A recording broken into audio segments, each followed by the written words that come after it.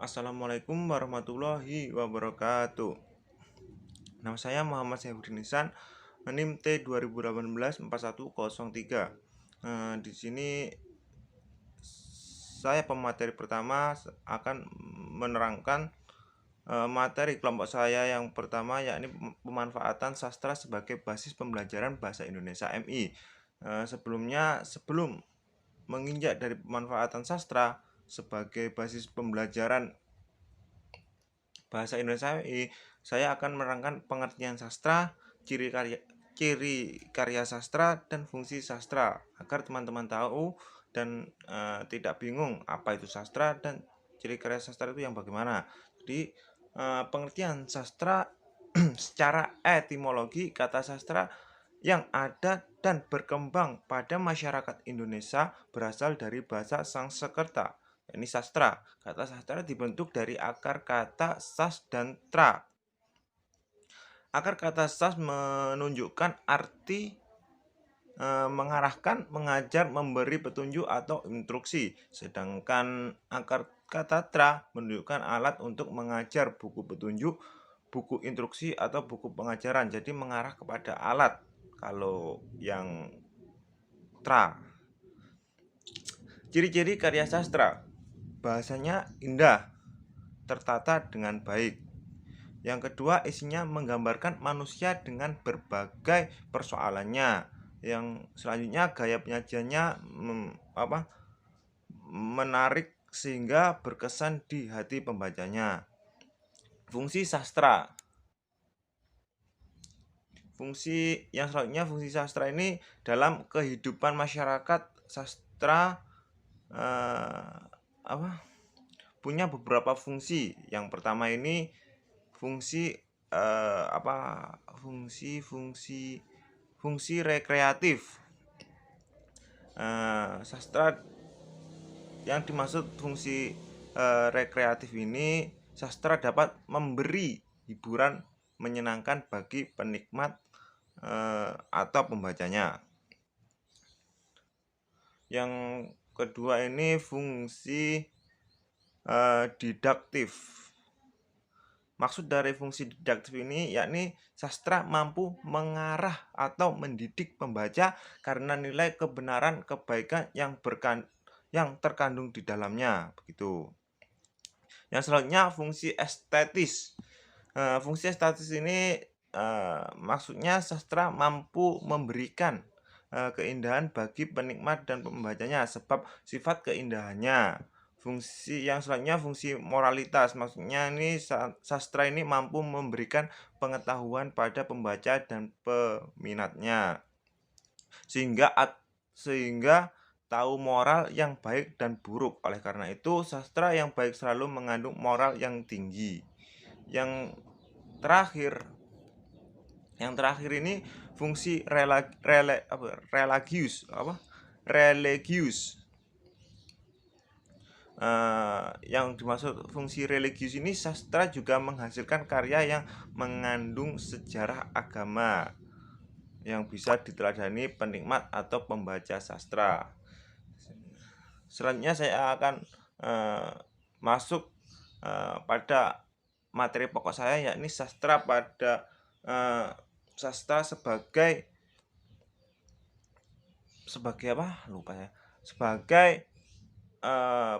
pemanfaatan sastra sebagai basis pembelajaran bahasa Indonesia MI. Jadi pemanfaatan sastra sebagai basis bahasa Indonesia MI ini, awal mula sastra pada awalnya merupakan sarana yang digunakan masyarakat untuk menyampaikan pembelajaran. Sastra sebagai sarana pembelajaran terutama berfungsi secara maksimal pada saat masyarakat belum mengenal tulisan dan teknologi. Saat ini sastra menjadi sarana tunggal untuk menyampaikan pembelajaran kepada anak. Pembelajaran itu terutama berkaitan dengan budi pekerti, nilai-nilai leluhur, ya kan, dan budaya satu masyarakat. Pembelajaran itu biasanya disampaikan secara lisan oleh orang tua atau orang lain yang mempunyai cerita. Pemanfaatan sastra sebagai basis pembelajaran BI atau bahasa Indonesia diarahkan kepada bagaimana karya sastra yakni prosa, puisi, dan drama dijadikan pangkal tolak kegiatan PBI, pembelajaran bahasa Indonesia. Artinya, dengan berpangkal pada karya sastra, kegiatan pengembangan keterampilan membaca, menulis, mendengarkan, dan berbicara dapat dilakukan secara optimal. Harapannya dengan pangkal tolak karya sastra yang beragam itu, kegiatan pengembangan keterampilan berbahasa dapat menarik perhatian siswa, tidak monoton, dan berlangsung dalam suasana yang lebih menyenangkan. Begitu.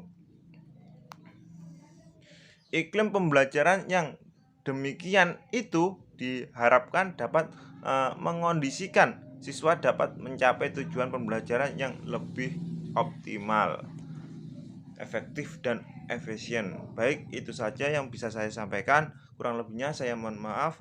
Assalamualaikum warahmatullahi wabarakatuh.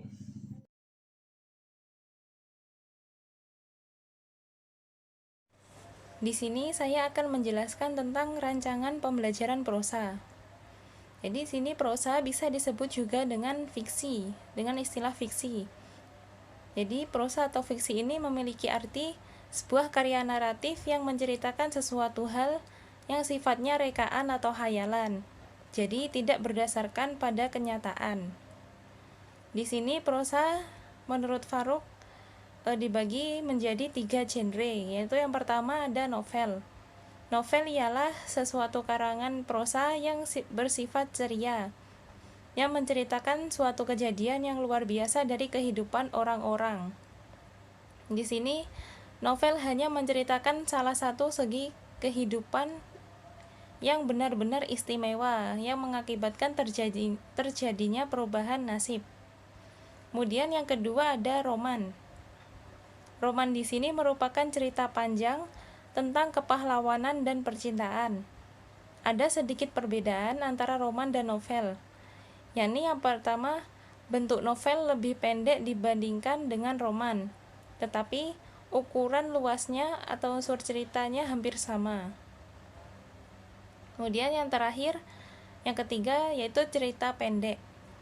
Cerita pendek yaitu suatu karangan prosa yang berisi cerita sebuah peristiwa kehidupan manusia atau pelaku atau tokoh dalam cerita tersebut, tetapi peristiwanya tidak dikembangkan sehingga kehadirannya hanya sekedar sebagai pendukung.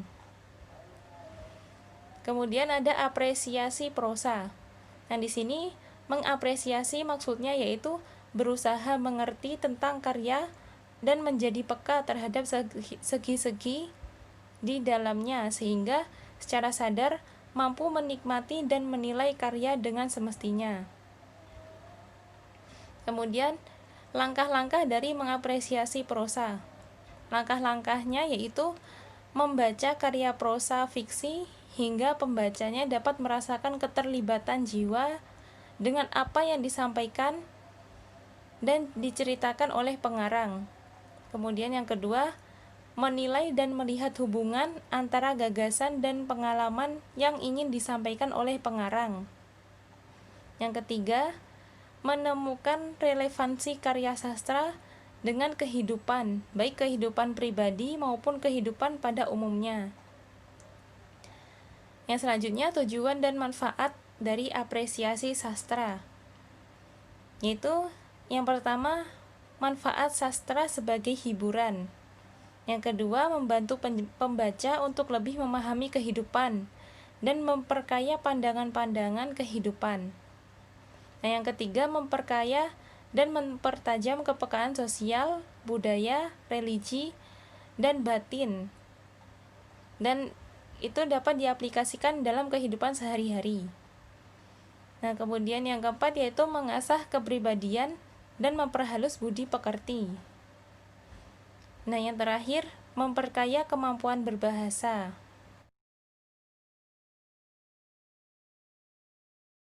Baik, di sini saya akan melanjutkan tentang rancangan pembelajaran puisi. Melalui aplikasi teknik pemancingan kata kunci merupakan salah satu upaya inovatif untuk mengemas pembelajaran menulis kreatif puisi tersebut. Pada awalnya, guru bertindak sebagai pemancing dengan menawarkan kata kunci yang bermuatan lingkungan, misalkan bidang pertanian. Ada 3 tahapan dalam pelaksanaan teknik pemancingan kata kunci. Yang pertama, tahap melihat puisi model atau pertama lingkungan.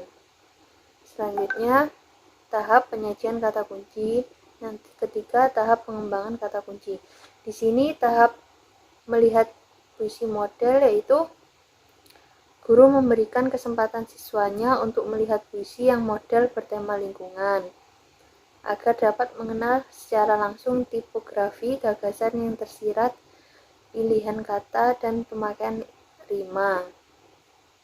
Selanjutnya, tahap penyajian kata kunci yaitu guru menyajikan kata kunci yang bertema lingkungan atau pertanian tadi itu dengan bertujuan untuk merangsang imajinasi siswa agar dapat menggunakan ide atau gagasan sendiri dalam mengembangkannya.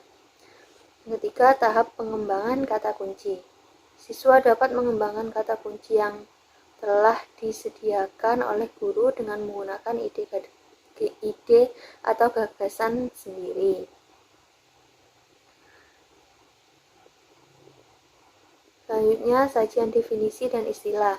Di sini ada beberapa. Yang pertama, puisi adalah limpahan perasaan yang meluap-luap timbul dari renungan dan ketentraman. Yang kedua, amanat merupakan kesan yang ditangkap pembaca setelah membaca puisi. Yang ketiga, berbasis pertanian adalah menjadikan ikhwan pertanian sebagai basis atau dasar. Yang selanjutnya, gagasan yaitu ide atau pikiran penyair yang mendasari dari terciptanya sebuah karya. Selanjutnya, rima. Rima adalah persamaan akhir bunyi kata. Bunyi itu berulang secara berpola dan biasanya terdapat di akhir baris saja. Tapi kadang juga terdapat di awal atau di tengah baris. Selanjutnya, pilihan kata. Kata-kata yang menjadi pilihan penyair dengan memperhatikan aspek dan efek pengucapan. Selanjutnya, pembelajaran, yaitu suatu upaya yang disengaja dan direncanakan sedemikian rupa oleh pihak guru sehingga memungkinkan terciptanya suasana dan aktivitas belajar yang kondusif bagi para siswanya.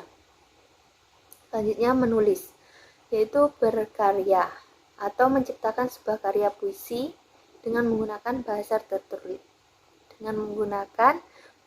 tertulis.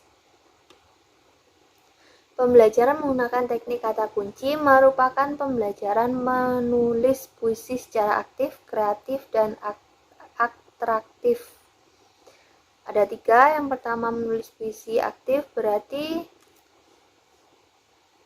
siswa diajak aktif menjelajahi kata demi kata, aktif memadukan kata demi kata lain dengan kata lain, supaya tercipta deret dan baris puisi yang baik.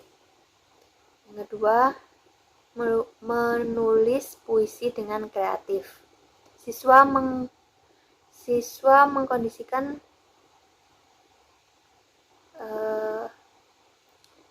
siswa dikondisikan tidak menerima begitu saja puisi-puisi atau model. Daya kreasi siswa harus ditempa agar kreativitasnya mengesankan. Yang terakhir, menulis puisi yang atraktif. Maksudnya yaitu puisi yang diciptakan siswa sehingga dapat dibacakan ke depan kelas dengan baik dan mengesankan. Sekian, selanjutnya akan dilanjutkan oleh rekan saya.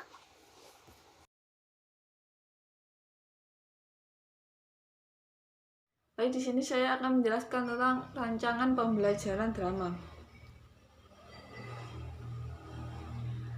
Drama merupakan suatu cerita dalam bentuk cakapan yang diproyeksikan melalui dialog dan lakuan dalam pentas yang disajikan untuk menonton. Drama merupakan cerita mengenai konflik dalam kehidupan manusia. Sebab itu tidak mengherankan apabila drama juga lazim disebut sebagai seni konflik. Drama merupakan pernyataan dari kemauan manusia dalam menghadapi tantangan atau opsi dalam kehidupan yang bertentangan atau clash antar kecenderungan manusia. Dalam merancang pembelajaran drama di sekolah, guru harus memperhatikan materi pembelajaran drama dan disesuaikan dengan karakteristik usia siswa.